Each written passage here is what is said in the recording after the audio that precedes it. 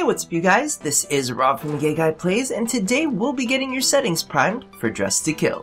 Now, while palettes are amazing, there are a few things that will dramatically alter the way your game appears. So let's not put the ejaculation before the erection, and get everything set up before we begin.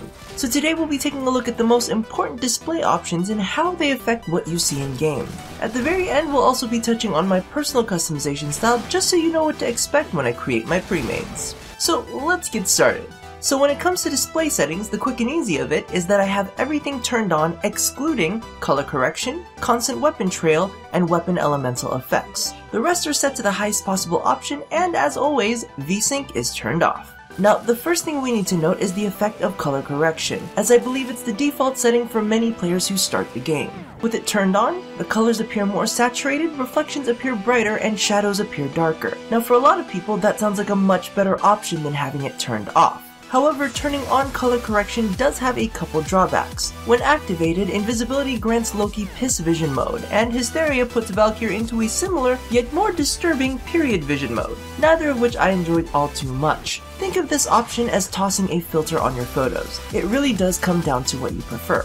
The next two options I have turned off are both weapon effects. Constant weapon trail basically leaves a constant weapon trail when you are wielding your melee weapons. Now, I prefer to keep this turned off simply because sometimes I have a hard time discerning whether I'm channeling or not, so this will just confuse the fuck out of me. And as for weapon elemental effects, this causes your melee weapon to glow with whatever elemental mod you have equipped on it. Now, personally, I have it turned off due to the fact that elements tend to have colored lighting effects that fuck up my screenshots, and that is a big no-no.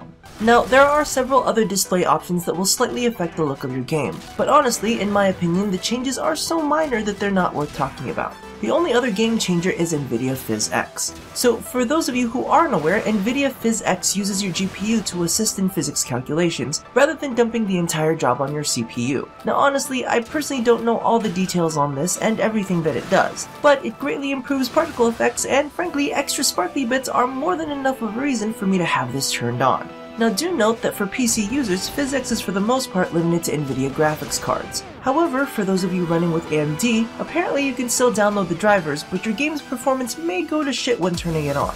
Now, as for console players, I do believe that they're working on something similar, but, you know, PC Master Race. I have no fucking clue what the hell is in that pre-made box of yours. Now, one last thing that I wanted to touch on was personal taste. As you all know, aesthetics are completely subjective. At the end of the day, it comes down to you and what you like. I personally enjoy much more muted and subdued accent tones on top of a neutral base. I like making my Warframes feel like they fit within the Warframe universe. However, on the other end of the spectrum, some people love bright vivids. The crazier the color combinations, the better. Some have a touch of stalker envy and go straight for that pitch black and blood red, while others pull inspiration from comics, movies, and other video games. So keep in mind that the pre-made looks that I come up with may not suit your own tastes, especially if our design aesthetics aren't the same. It's kind of like a straight guy sitting me down describing to me his opinion on the perfect vagina. I'm glad you found something you love, however I personally don't give a fuck, and more importantly, ew and no thank you. Now go back and replace the word vagina with the word customization. So thank you all for watching the primer episode of Dressed to Kill. Keep your eyes out because there will be more episodes coming very, very soon. Now don't forget to do all the things that I ask you to do at the end of every one of these, and as always, stay drop dead gorgeous.